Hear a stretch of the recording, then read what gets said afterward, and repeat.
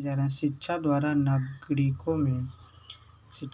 नागरिकों में ऐसी कौन सी बातों का ध्यान रखा जाए जिससे वे अपने उत्तरदायित्व को समझ सकें। तो उत्तर में है आदतों, अभिरुचियों और चारित्रिक गुणों का। अगला प्रश्न है, भारत में लोकतंत्रीय नागरिकता के विकास का शैक्षिक उद्देश्य किसने कहा? भारत में लोकतंत्रीय नागरिकों के विकास का शैक्षिक उद्देश्य किसने कहा था? तो उत्तर में मुदालिया कमीशन ने। अगला प्रश्न, समाज में जिस प्रकार की शिक्षा की व्यवस्था होगी उसी प्रकार का निर्माण होगा। तो उत्तर में समाज का। अगला प्रश्न, समाज का निर्माण करते हैं उत्तर में व्यक्ति। अगला प्रश्न है, सभ्यता और संस्कृति को जन्म देता है और पोषण करता है समाज। उत्तर में समाज। अगला प्रश्न है, संविधान की प्रारूप समिति के अध्यक्ष थे? डॉक्टर भीमराव अम्बेडकर। अगला प्रश्न है, निःशुल्क तथा अनिवार्य प्राथमिक शिक्षा से जुड़ा अनुच्छेद है? तो अनुच्छेद 21। पूर्व में यह धारा 45 थी, 2002 में इसे संशोधन किया गया। अगला प्रश्न, विश्वविद्यालय शिक्षा आयोग 1948 को कहा जाता है? तो उत्तर में राधा कृष्ण आयोग। अगला प्रश्न है, भारत की संविधान सभा में संविधान को किस सन में स्वीकृत किया गया?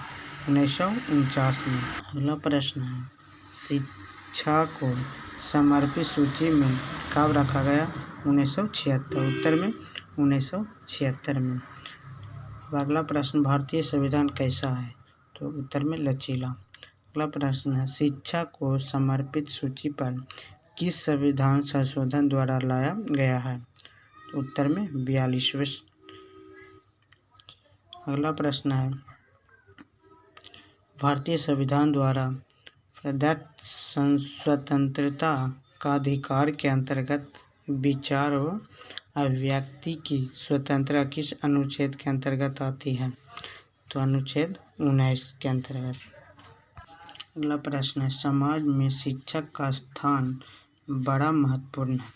वह एक पीढ़ी से दूसरी पीढ़ी को बौद्धिक परंपराएं तथा तकनीकी कौशल पहुंचाने का केंद्र है और सभ्यता के प्रकाश को प्रज्वलित रखने में सहायक होता है।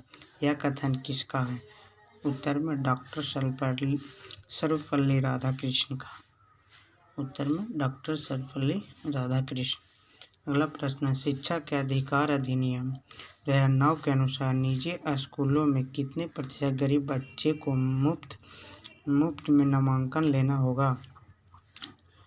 तो 20%। उत्तर में 20%। अगला प्रश्न है, शिक्षा के अधिकार अधिनियम 2009 के अनुसार बच्चों को मुफ्त शिक्षा मुहैया कराने का दायित्व होगा राज्य एवं केंद्र दोनों का। उत्तर में राज्य एवं केंद्र दोनों का। अगला प्रश्न है, संविधान की धारा 45 का संबंध है अनिवार्य निःशुल्क सार्वभौम शिक्षा से संबंध है।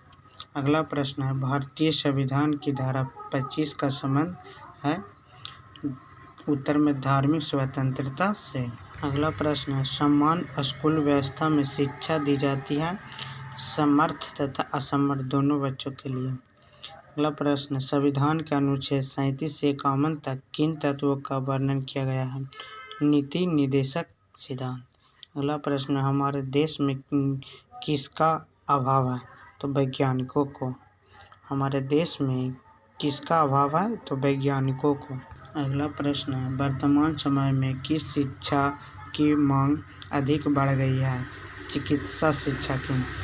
किस शिक्षा को शिक्षा पद्धति का महत्वपूर्ण अंग माना गया है? धार्मिक शिक्षा का। उत्तर में धार्मिक शिक्षा का। अगला प्रश्न है, विश्वविद्यालयों का मुख्य कर्तव्य है नवयुवक की शिक्षा और नए सत्य की खोज। उत्तर में नवयुवक की शिक्षा और नए सत्य की खोज। अगला प्रश्न, उस शिक्षा के प्रसार और स्तर को उठाने के लिए किसकी आवश्यकता अधिक होगी? तो धन की। अगला प्रश्न, ग्रामीण उच्चतर शिक्षा समिति की स्थापना कब हुई? ग्रामीण उच्चतर शिक्षा समिति की स्थापना कब हुई? 1954 में। उत्तर 1954 में हुई। अगला प्रश्न है, किसने विश्वविद्यालय शिक्षा के सभी अंगों का विस्तारपूर्वक विवेचन किया है? किसने विश्वविद्यालय शिक्षा के सभी अंगों का विस्तारपूर्वक विवेचन किया है? तो उत्तर में राधाकृष्ण कमीशन ने। अगला प्रश्न है, भारत सरकार ने किस दिन माध्यमिक शिक्षा आयोग की नियुक्ति थी?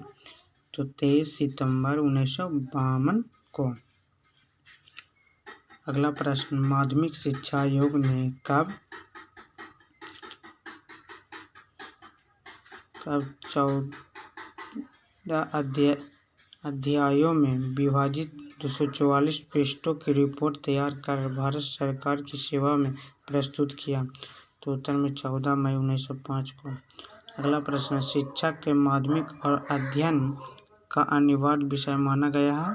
तो अंग्रेजी को माना गया है। अगला प्रश्न है, हंटर कमीशन या भारतीय शिक्षा आयोग की नियुक्ति कब हुई? तो 1882 ईस्वी में। अगला प्रश्न है, भारतीय शिक्षा आयोग ने माध्यमिक स्तर पर 2 प्रकार के पाठ्यक्रमों का सुझाव दिया है, ए कोर्स व बी कोर्स।